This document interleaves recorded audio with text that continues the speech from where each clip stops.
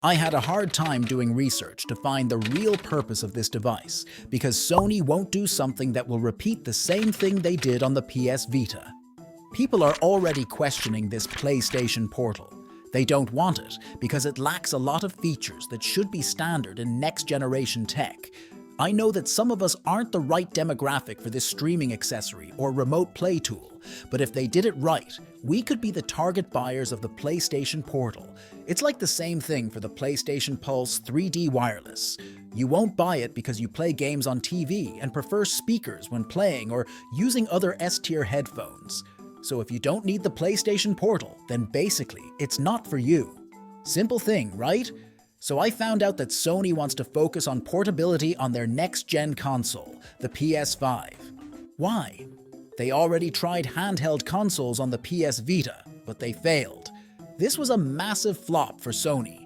Due to the rise of mobile gaming and some other good handheld consoles that exist, they eventually made the PS Vita a remote play tool for the PS3 and PS4. So yes, one of the inspirations for the Portal was the Vita's remote play back then. Maybe Sony just wants to focus on making their PS5 the greatest console and doesn't want to spend a lot of effort on making a standalone handheld console that can run PS5 titles. Imagine how much it could cost. Well, if they could do that, another problem would be for the users. People won't buy the PS5 because there's a handheld version of it that exists. People will play PS5 titles through Portal, and we know that Sony doesn't want to, because they want to sell many PS5 consoles and beat the record of their past consoles.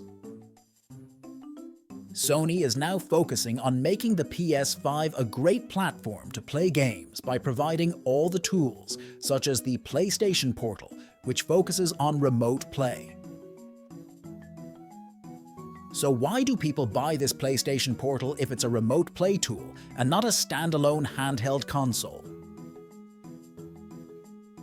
Well, there's a device called Backbone that they can use for remote play. Well, it's not a Sony product, but it's licensed, and they said it can match the DualSense controller.